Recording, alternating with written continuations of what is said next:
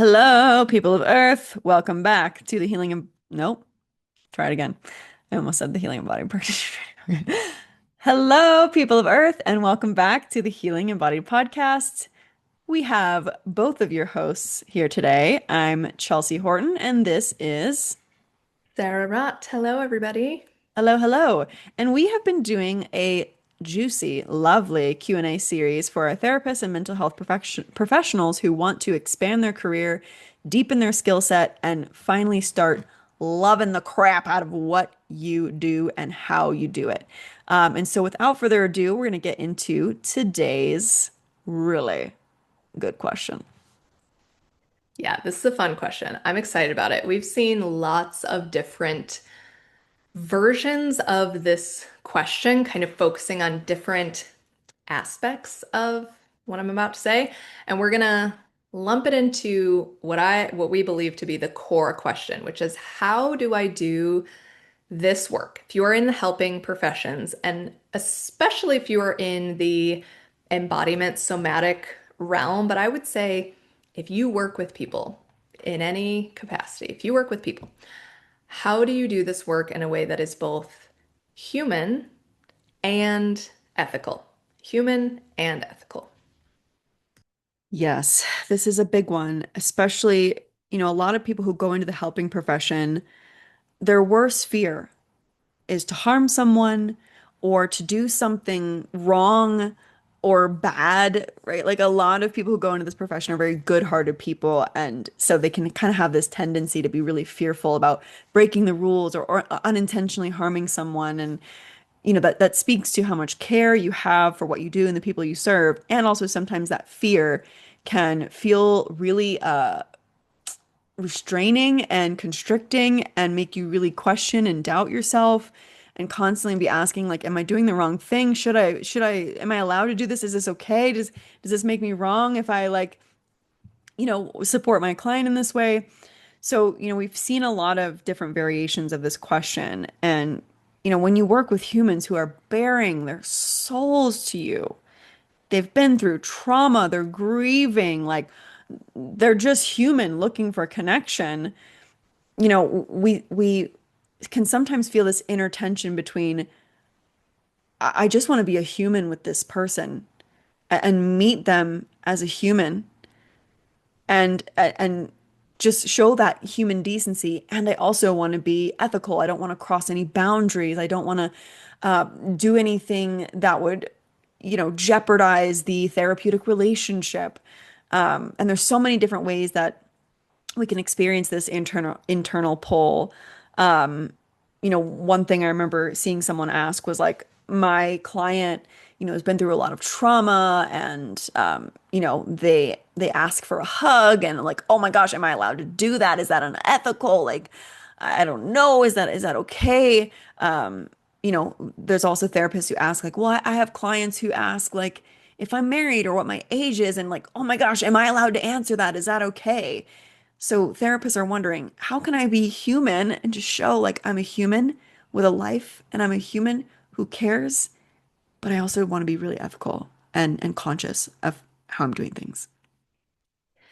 Yeah, and I think with this whole discussion, first, I want you to just ask yourself two questions. One of which is, what does being ethical mean to you? Like, what does that actually mean to you? Because I think in this field, we are often fed this very like rigid definition of what it means to be ethical. And it usually has stuff to do with like, you follow everything to a T, by the book, you do exactly what's expected and you don't deviate from that. It's very sterile. There's no risk. If you are ethical, then you are avoiding risk entirely. And it's it's again very boxing in. So first just asking yourself like what does it actually mean to you to be ethical? To me, it's keeping top of mind the best interest of the client and keeping top of mind your own personal boundaries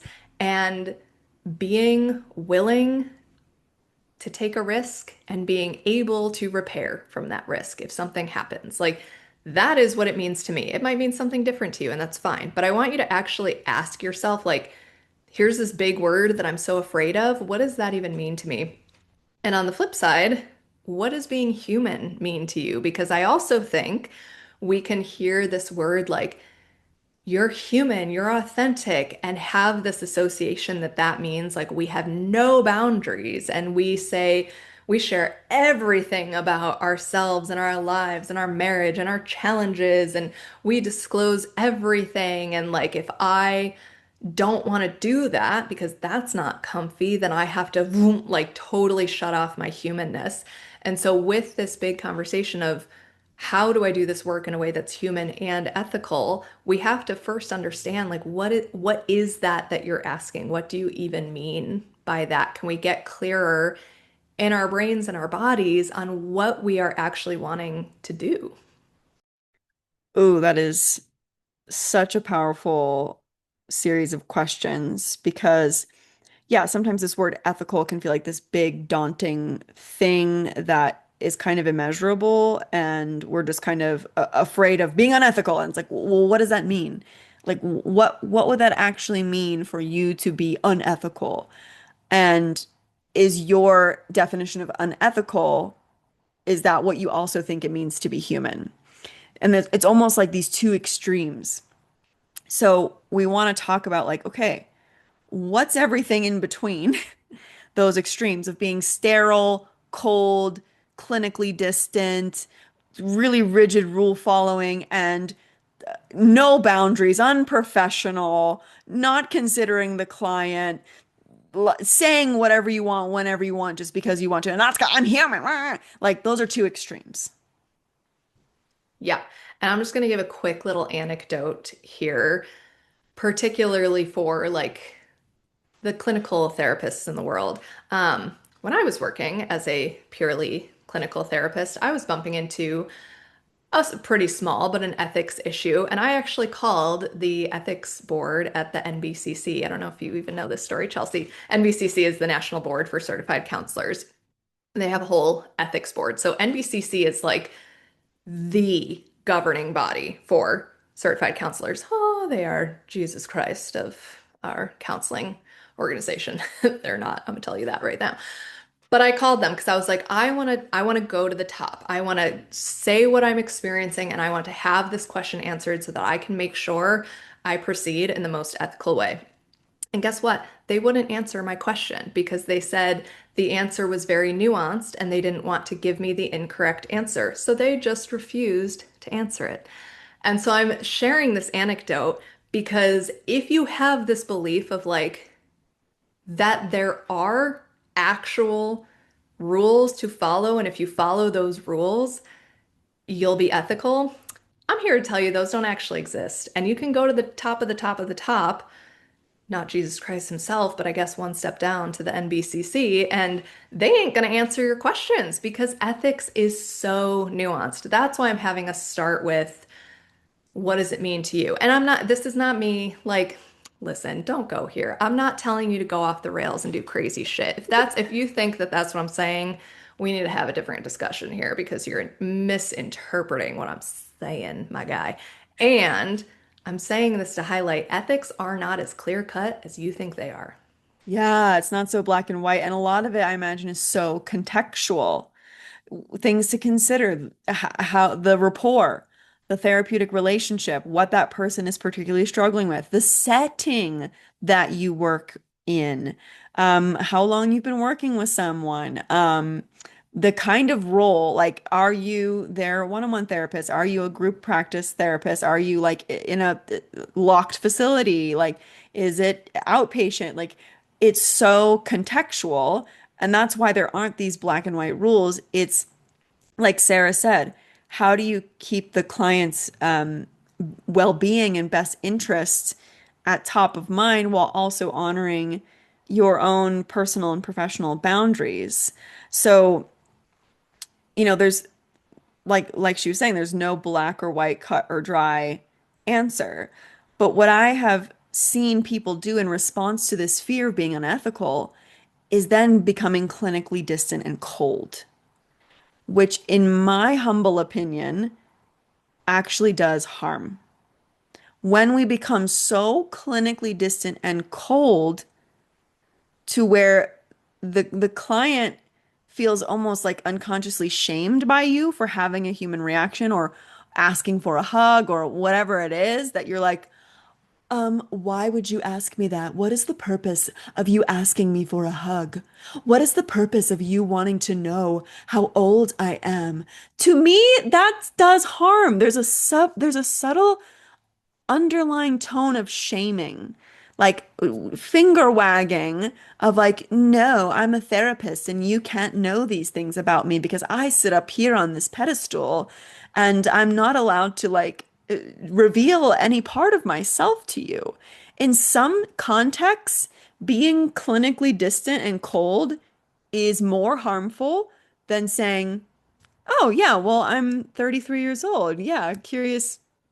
Maybe you say, "Oh, I'm curious why you wanted to know that." Or maybe you just move on and they were just curious, right?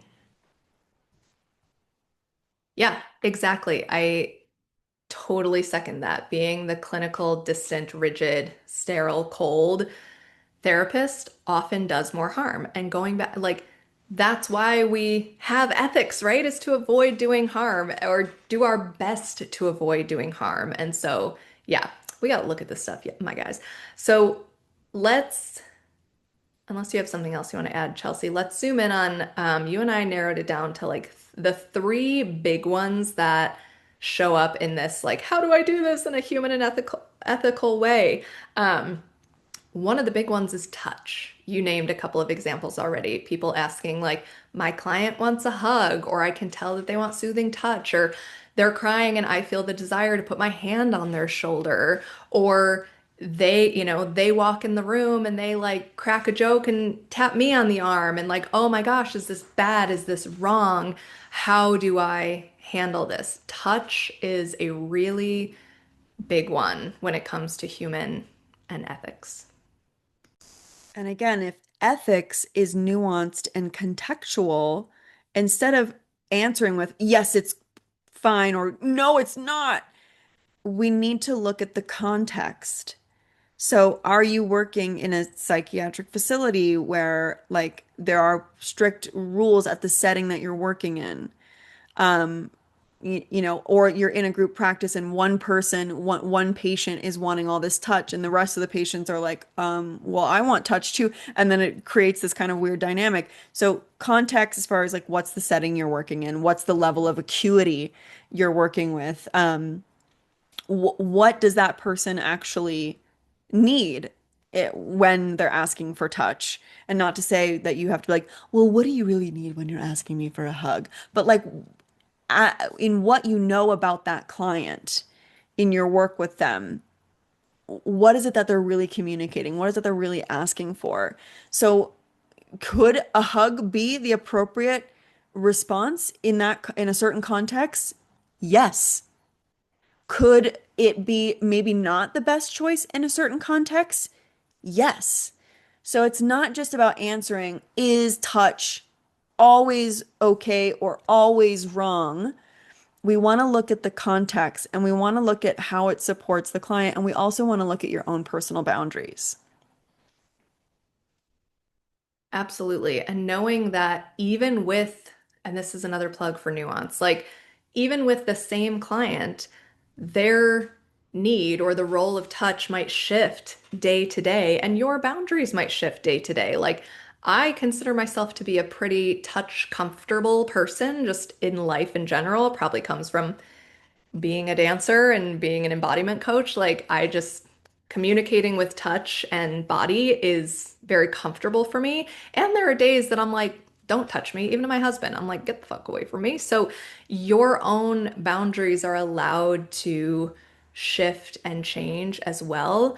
But yeah, considering these things from this nuanced creative lens and not a black or white. So if you are not comfortable with touch or you work in a setting where touch is a hard no, like Chelsea and I have both worked in inpatient psych, did touch happen sometimes? Yeah, it absolutely did.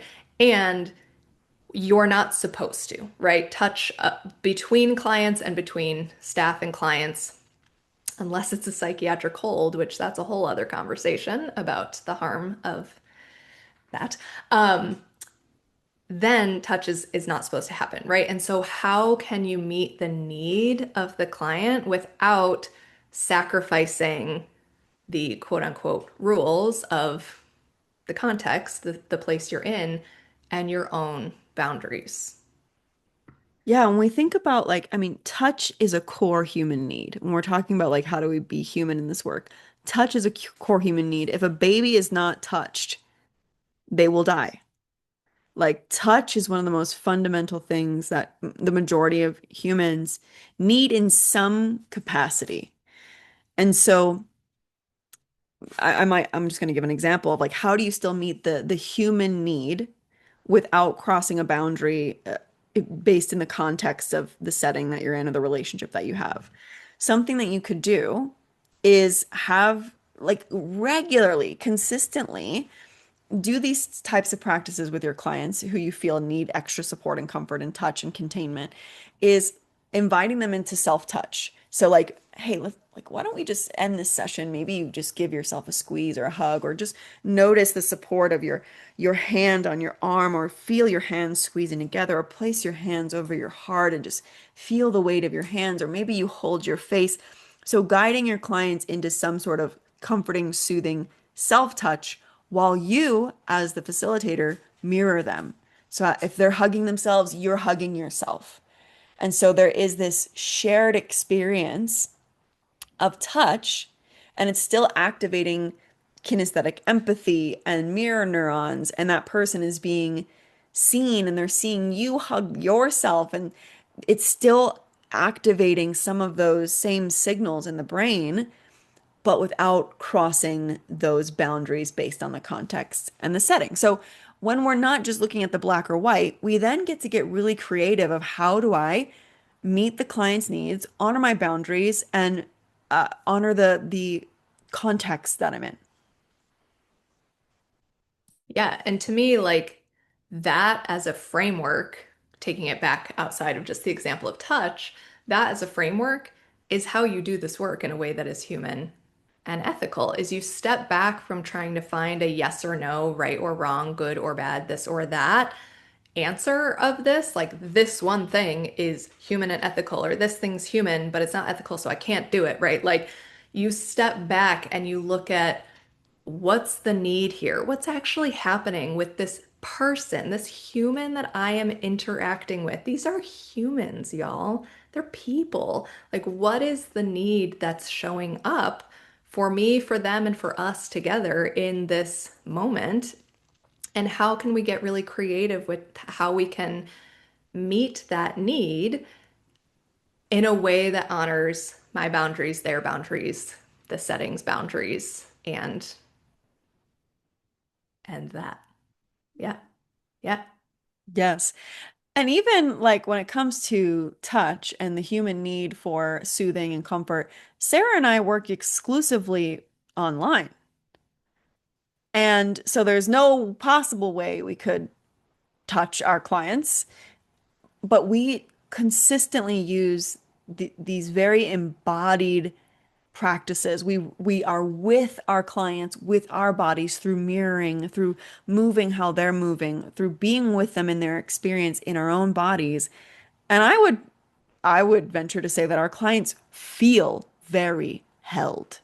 They feel very somatically supported, even though we can't even touch them. And that's the power of what we do. It's awesome. It's awesome. It's so awesome. The other main thing that was coming up around, and you hinted at this, Chelsea, around working in a way that's human and ethical, was self-disclosure. The use of self-disclosure, letting your client in on something about you. It might be something you enjoy, a hobby, where you live, how old you are, your marital status, your sexual orientation, where you got your hair cut, where you bought your shirt, whatever. Like letting them in on a piece of who you are. And the clinical teaching around self-disclosure is that you only ever do it for the good of the client. And I think there's a lot of value in that. Yes, self-disclosure should be used for the good of the client. And guess what? That's very nuanced, and there's no like it's always right or it's always wrong. And in this moment, I have to determine if it's right or wrong, and I hope I pick correctly. And that's where someone asks you a question and you glitch, and you're like, wait, why do you want to know? And a person's like, I just asked where you got your shirt, dude. Like, I just like your shirt. That's why I want to know. That's it. Like, I'm not asking for your social here, you know? So like that's where a lot of the fear can come in. That's where a lot of the like I'm in this moment trying to pick what's right and what's wrong, and that makes me feel rigid and scared. And then we glitch, and that's an uncomfortable situation for everybody. I love the way that you put that. Like when we're trying to figure out if it's right or if it's wrong, we are actually removing ourselves from the relationship in that moment. We're going up into our heads. We're more concerned about making a mistake than we are thinking about how is this supporting the therapeutic relationship? How is this building trust? How is this modeling reciprocity? Right. So there's so many ways that self-disclosure can benefit the therapeutic relationship. And it, right, yes, we think about how is this supporting the client, but sometimes in a moment when a client's just asking, where'd you get your shirt?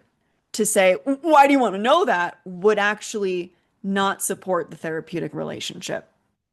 We're thinking of like what is building trust, what's supporting the therapeutic relationship, and are there questions that are inappropriate, or you just generally don't feel comfortable sharing? Sure, and you're to say, oh yeah, that's actually I keep that private. It's something it's really private to me. It's really personal to me. I mean, I really appreciate you asking and checking in on me, but it's something I prefer to keep private. Anyone in any relationship is allowed to say, I don't want to share that, or I keep that private. Yeah, absolutely. And like something that I know Chelsea and I do a lot is like let the clients in on what it is like for us to self-disclose or to share. Like I I hope it's okay that I'm using this example, Chelsea. I'm not going to share details, but like we've done programs in the past that have had a strong focus on intimacy, and we've brought in like a sex educator, and they do a Q&A style, and like Chelsea and I are there and we've shared things about our own sex lives, and both of us, I'm remembering specific examples where like one of us has shared something and then said like, "Ooh, that felt really vulnerable. My face is really red right now. Like, thank you guys for hearing that." Or I've shared with a client before like, part of me is a little nervous to share this. This is a part of myself I don't share very often. And then we share. And so we're actually like modeling human connection and relation and boundaries while also sharing bits of ourselves. So it's again nuance. Are you sick of me saying that yet? Like it's not just a share a piece of yourself or don't. Like you can do it in a way that actually honors how you feel and your boundaries. You don't have to hide the fact that it's vulnerable for you. Or the opposite, hide the fact that you're so excited, like, oh my God, I am so glad you asked that because this shirt is my favorite shirt that I've ever owned. And I've been waiting for someone to ask. Like, you can let someone in on how it is for you to share, which to me is super human and also pretty fucking ethical, in my humble opinion. Yeah, and then someone gets to be in relationship with you, not a clinical blank slate, because relationship is the agent of healing. And if they feel like they're in a relationship with AI, or they're in a relationship with a robot, or someone cold and distant, how much relational healing can actually happen?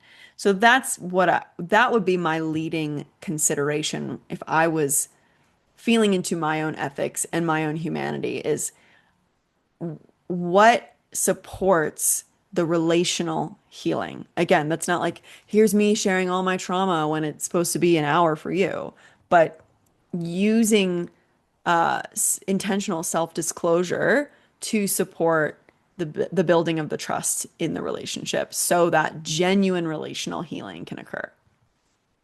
Absolutely. And to me, and this is something you won't really read about, I don't think, so much of being ethical is actually trusting your ability to repair and trusting, like, again, it's a relational piece, your and your client's ability to repair. If you disclose or don't disclose and it actually does cause a rupture in the relationship, trusting your ability to highlight that and name, ooh, it seemed like something shifted when I shared that about myself. Can we talk about that? What are you feeling right now? Or when your client, gets upset that you didn't want to tell them a piece of yourself. You said, "Oh, I'm sorry, that's actually something I keep private."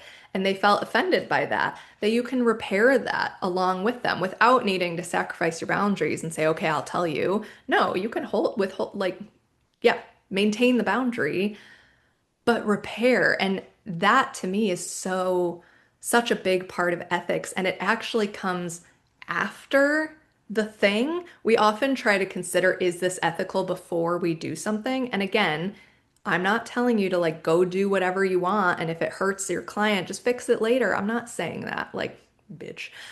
I'm not saying that. And I am saying that a lot of being ethical does actually come after the fact. We often don't know fully what our boundaries are until we bump into them. Our clients might not know what their boundaries are until we bump into them. We don't often know how something's going to feel until we try it, until we do it.